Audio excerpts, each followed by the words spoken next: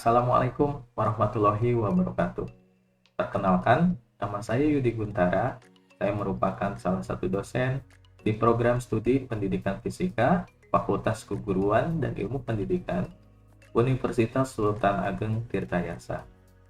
Pada kesempatan ini, izinkan saya untuk menyampaikan pernyataan diri dosen dalam unjuk kerja Tridharma Perguruan Tinggi atau PDD UKT-PT pada bidang pengajaran. Video ini dibuat sebagai salah satu syarat untuk mengikuti kegiatan sertifikasi dosen tahun 2022. Video ini menjelaskan salah satu mata kuliah yang saya ampu yang meliputi komponen DIA, Delivery, Interaction, and Assessment, dengan outline sebagai berikut. Yang pertama, deskripsi mata kuliah. Kedua, kemampuan yang diharapkan atau capaian pembelajaran mata kuliah. Kemudian yang ketiga, sistem pembelajaran. Yang keempat, materi pembelajaran. Yang kelima, metode pembelajaran. Keenam, sistem penilaian. Dan di akhir video nanti akan disajikan cuplikan dari salah satu pertemuan dari mata kuliah yang telah saya pilih ini. Yang pertama, deskripsi mata kuliah. Nama mata kuliahnya adalah Media Pembelajaran Fisika. Jumlah SKS, 2 SKS, kode mata kuliah FIS 619302, semester 3 dengan sifat mata kuliah wajib.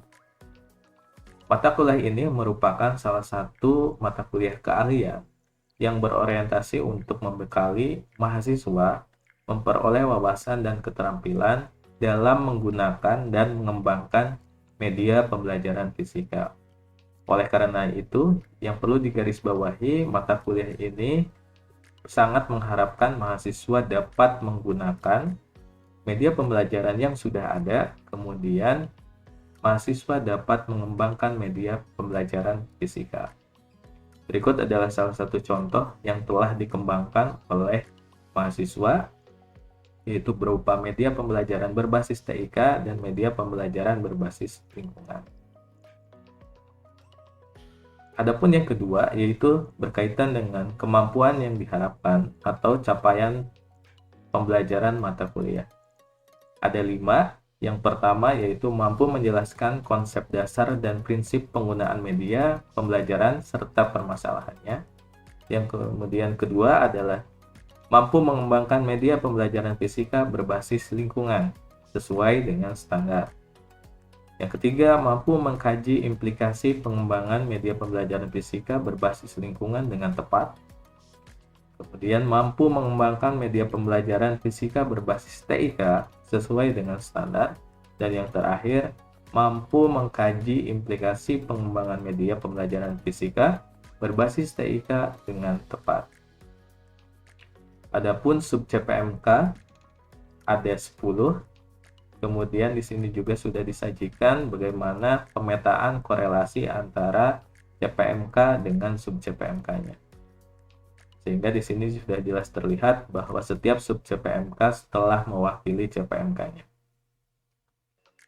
Kemudian yang ketiga yaitu berkaitan dengan sistem pembelajaran. Jumlah pertemuan sama dengan 14 kali tatap muka dengan bentuk pembelajaran daring. Pembelajaran secara sinkronus itu menggunakan aplikasi Zoom Meeting, sedangkan pembelajaran secara asinkronus menggunakan Learning Management System pada Untirta. Di antaranya di dalamnya terdapat video pembelajaran, diskusi, materi, lembar kerja, kuis, UTS, dan UAS. Beban waktu pembelajaran karena bobot tadi adalah 2 SKS, maka sama dengan 2 kali 50 menit tatap muka, 2 kali 60 menit belajar mandiri, 2 kali 60 menit belajar terstruktur.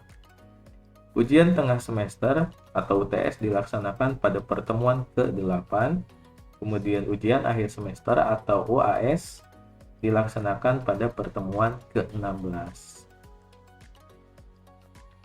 Adapun yang keempat yaitu berkaitan dengan materi pembelajaran yang merupakan di sini adalah komponen delivery, di mana semua materi pembelajaran ini dikemas dalam bentuk bahan ajar PowerPoint. Adapun diantaranya dikemas juga dalam bentuk LKM.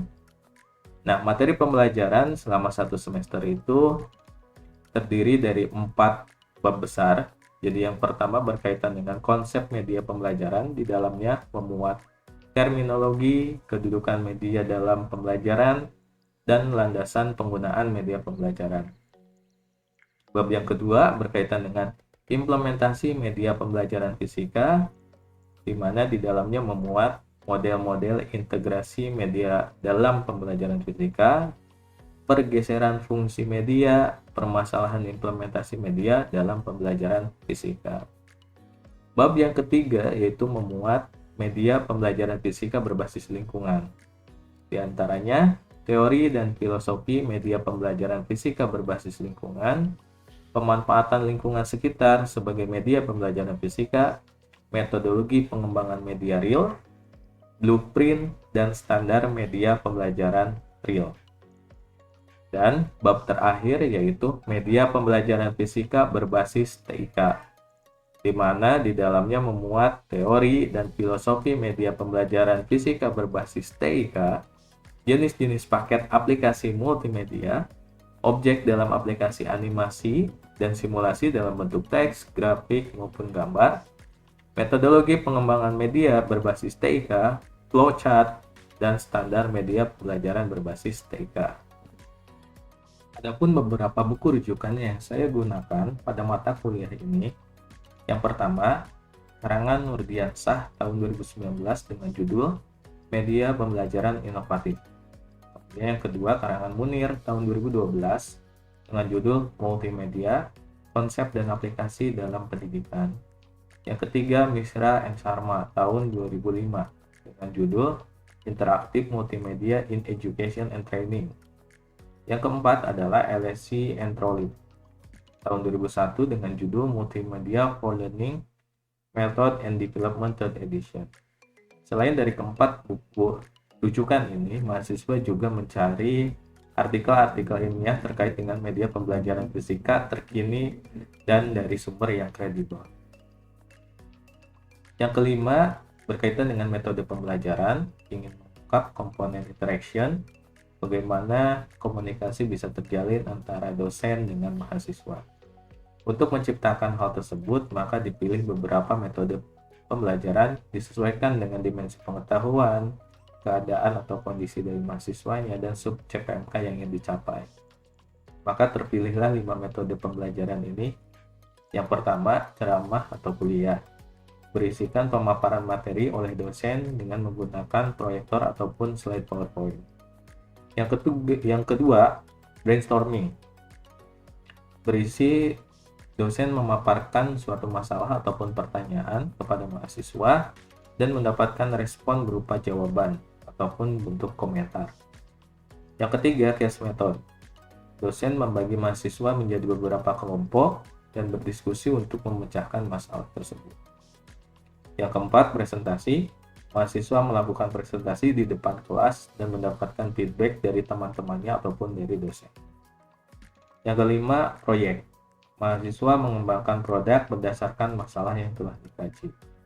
Dari kelima tersebut, maka bisa tercipta komunikasi dua arah antara dosen dengan mahasiswa. Yang keenam, berkaitan dengan asesmen pembelajaran. Untuk asesmen ini disesuaikan dengan sub CPMK yang ingin dicapai. Tadi sudah dijelaskan sebelumnya, sub CPMK terdiri dari 10. Kemudian di sini juga telah diringkas dalam bentuk tabel, di mana di dalamnya memuat komponen bentuk asesmen, kemudian sub CPMK yang ingin dicapainya, tagihan atau berupa buktinya, dan bobot penilaian. Di mana bobot penilaian ini jika dijumlahkan 100%. Secara garis besar, bentuk asesmen yang saya gunakan itu ada 5. Yang pertama adalah penilaian portofolio, penilaian produk, self-assessment, peer assessment, dan yang terakhir adalah tes. Nah, yang untuk penilaian portofolio ini biasanya berisikan dengan tugas-tugas, yang kemudian tugas tersebut akan mendapatkan feedback dari dosen dan dinilai sesuai dengan rubrik yang sudah ditentukan. Kemudian untuk mata kuliah ini lebih menekankan pada bagaimana siswa dapat mengimplementasikan pengetahuannya terkait media pembelajaran maupun pengembangannya. Makanya di sini yang lebih ditekankan sebetulnya adalah keterampilan dalam mengembangkan media pembelajaran. Oleh karena itu, bobot penilaian paling tinggi ada di sub CPMK berkaitan dengan mengembangkan produk. Ada dua. Yang pertama yaitu produk media berbasis lingkungan. Kemudian yang kedua yaitu produk media berbasis TIK, di mana mahasiswa dapat menggunakan berbagai macam software, baik itu bentuknya 2 dimensi maupun 3 dimensi, baik itu Android ataupun berbasis website. Nah, kemudian untuk untuk UTS maupun UAS sendiri bentuknya adalah tes, karena ingin mengungkap sampai sejauh mana pemahaman mereka dalam teori-teori tentang media pembelajaran ataupun implementasinya dalam pembelajaran fisika. Oke, pada bagian akhir ini saya ingin menayangkan cuplikan pembelajaran mata kuliah media pembelajaran fisika pada pertemuan kedua. Nah, di dalamnya terdapat delivery, interaction, dan assessment dalam bentuk micro teaching. Bismillahirrahmanirrahim. Assalamualaikum warahmatullahi wabarakatuh. Waalaikumsalam. Waalaikumsalam warahmatullahi wabarakatuh. Oke, selamat pagi semuanya. Alhamdulillahirrahmanirrahim. Kita masih diberikan kesempatan untuk meneruskan ya pertemuan perkuliahan mata kuliah media pembelajaran fisika. Nah, pada pertemuan kedua ini saya akan menyampaikan beberapa materi, tentunya masih berkaitan dengan media pembelajaran, khususnya yang diterapkan pada bidang studi kita ya. Jurusan kita adalah pendidikan fisika. Nah, gimana kabarnya? Sehat semuanya? Alhamdulillah sehat, Bapak. Alhamdulillah sehat, Pak. Alhamdulillah sehat. Tidak lupa, sebelum kita memulai perkuliahan hari ini, alangkah lebih baiknya jika kita berdoa menurut agama dan kepercayaannya masing-masing. Berdoa dipersilahkan.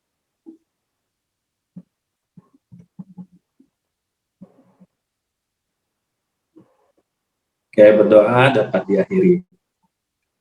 Oke, kita lanjutkan ya.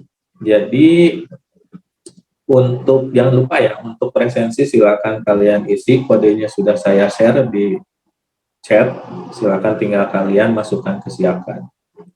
Oke, tanpa panjang-panjang kita lanjutkan saja kepada materinya. Izinkan saya untuk share screen terlebih dahulu.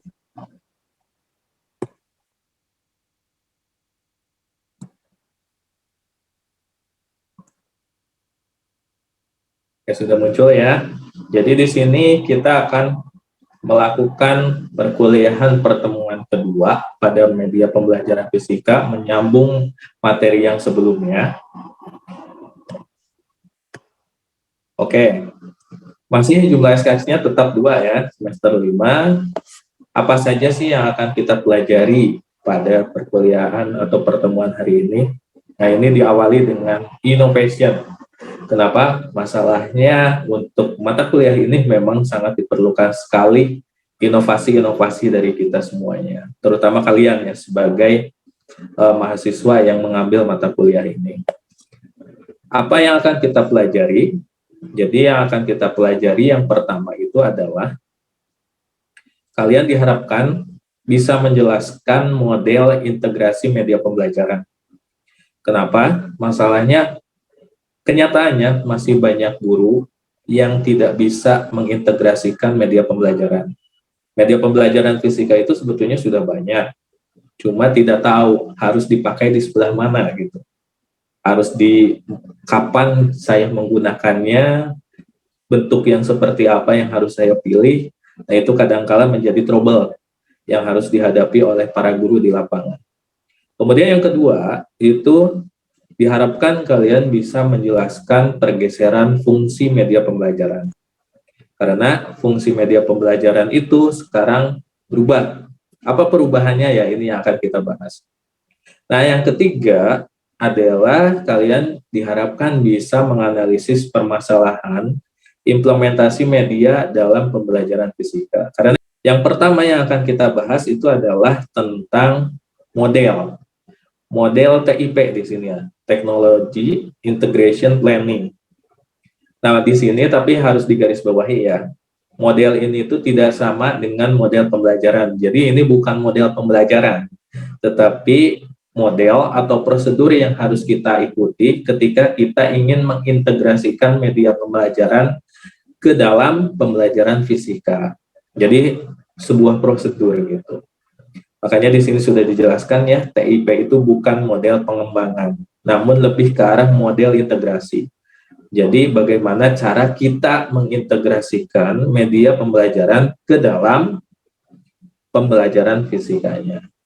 Jadi model ini dikembangkan oleh Robler tahun 2003. Manfaatnya apa? Manfaatnya membantu para pendidik atau guru untuk mengintegrasikan media, dalam hal ini teknologi, ke dalam pembelajaran secara sistematis. Jadi supaya tahu tuh harus di mana saya memasukkannya, bagaimana medianya. Ya, kita lanjutkan.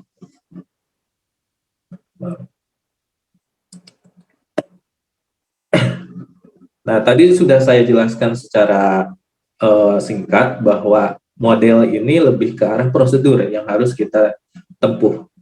Berarti ada tahapan-tahapannya. Tahapan yang pertama adalah kita itu harus tahu dulu, harus bisa menentukan manfaat dari integrasi media pembelajaran fisika.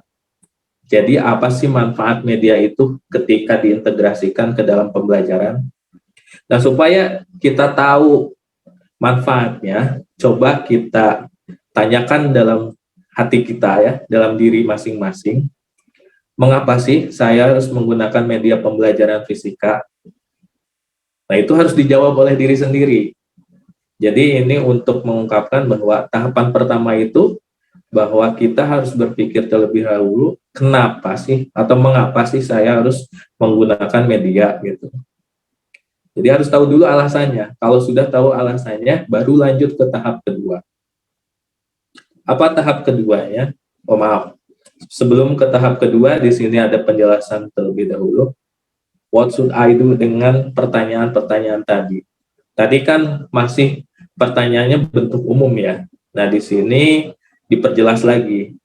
Jadi pendidik ini perlu memperjelas masalah yang ditemui dalam pembelajaran fisika sehingga kita itu dapat mengidentifikasi media apa yang cocok gitu untuk mengatasi permasalahan yang sudah kita pilih tadi.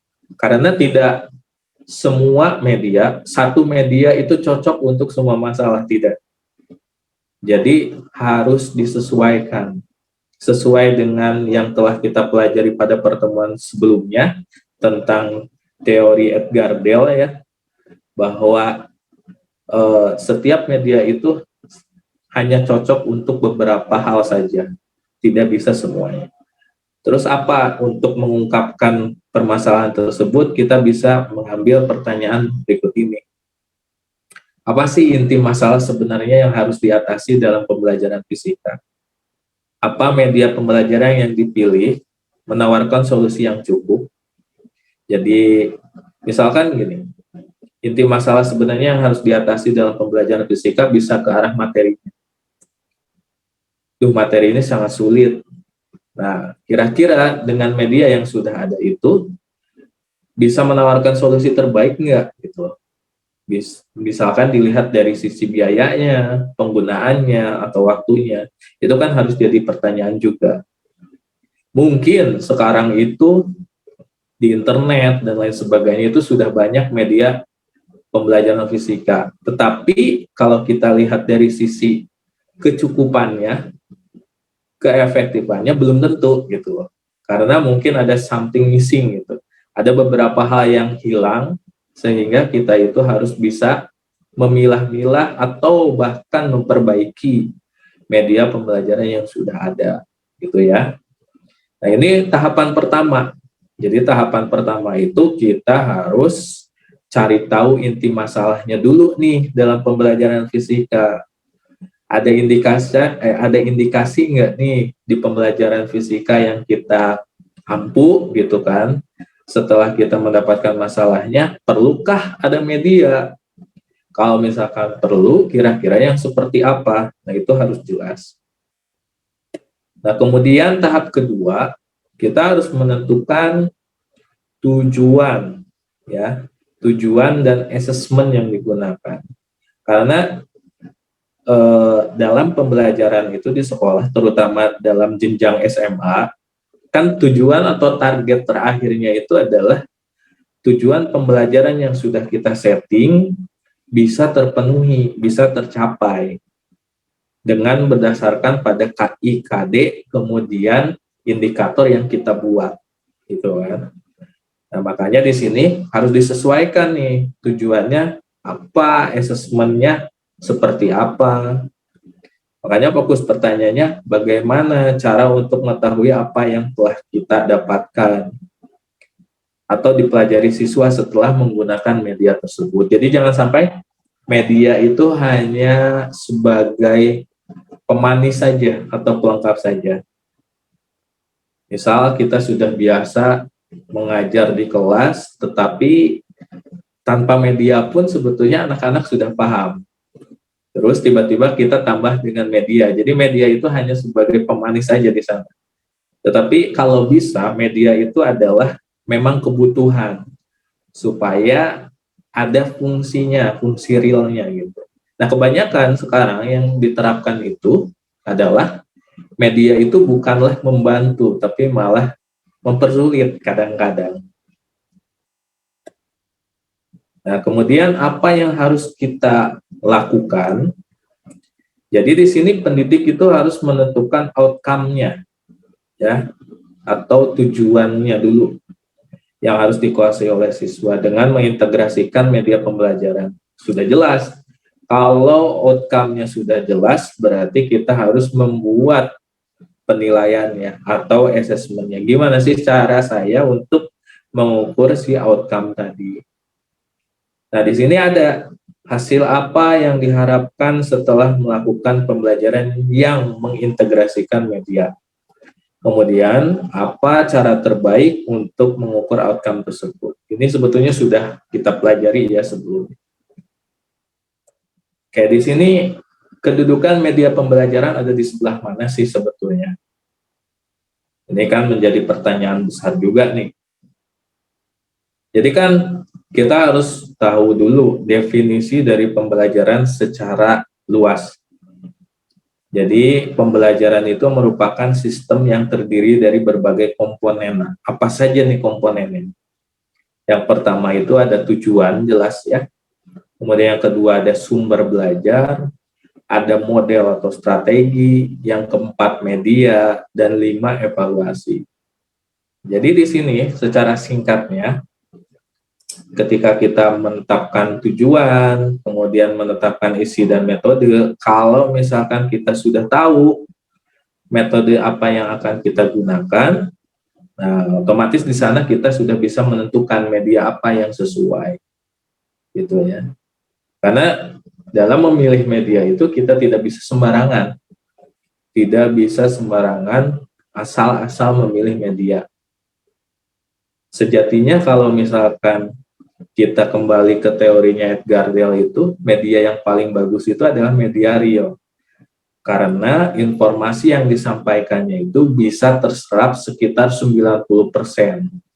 Alias siswanya yang melaksanakan sendiri. Tetapi kalau misalkan medianya itu semakin abstrak dan lain sebagainya, itu malah informasinya tidak bisa diterima. Selanjutnya di sini adalah kedudukan media yang telah menjadi bagian integral dalam pembelajaran. Ini sangat dipengaruhi oleh kemampuan gurunya dalam memilih dan mendesain media yang sesuai. Jadi di sini yang ingin saya tekankan adalah memilih media pun itu ada ilmunya, tidak bisa sembarangan. Apalagi mengembangkannya, gitu ya. Oke, di sini ada quotes bagus nih ya. Semakin profesional guru, maka semakin kecil peranan media dalam pembelajaran.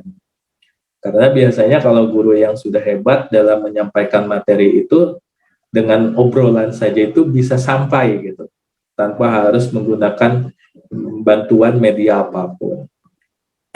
Nah, di sini ada beberapa pergeseran fungsi media pembelajaran. Jadi pada mulanya media itu kan hanya sebagai alat bantu visual ya. Jadi intinya itu ingin memberikan atau mendorong motivasi belajar siswa dan memperjelas dan mempermudah konsep yang kompleks dan abstrak menjadi lebih sederhana dan konkret.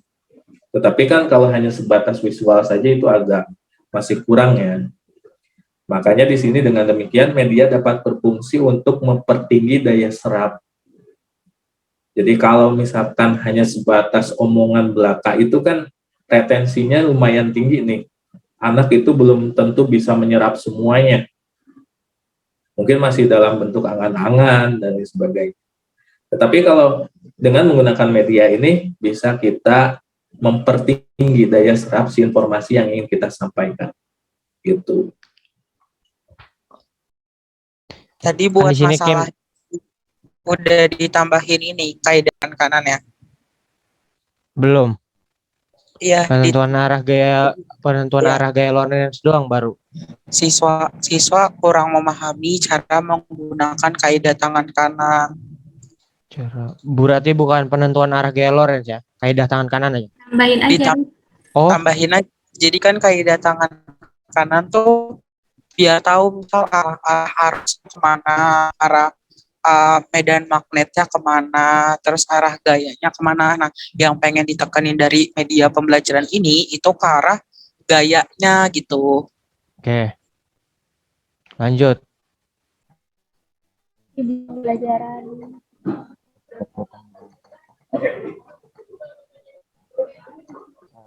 Di modul kayak gitu. Modul ya? Modul. Ya.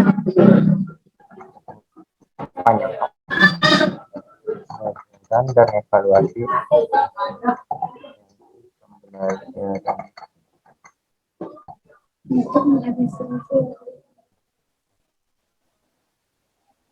pemahaman konsep dapat meningkat. Konsep pakai pemahaman konsep ya. Di atasnya tuh yang udah langsung aja nomor 3. Abis sampai 2 katanya. Sampai 2 doang. Oh, 2 doang. Ya udah. Misalnya yang nomor 2 ditambahin udah titik nih dengan pemilih dengan syarat. Udah live. Demikian video PDD UKT-PT pada bidang pengajaran yang dapat saya paparkan. Terima kasih atas perhatiannya. Berkaitan dengan video pembelajaran secara utuh, saya lampirkan pada bagian deskripsi video ini. Mohon maaf atas segala kesalahan. Billahi taufiq wal hidayah. Wassalamualaikum warahmatullahi wabarakatuh.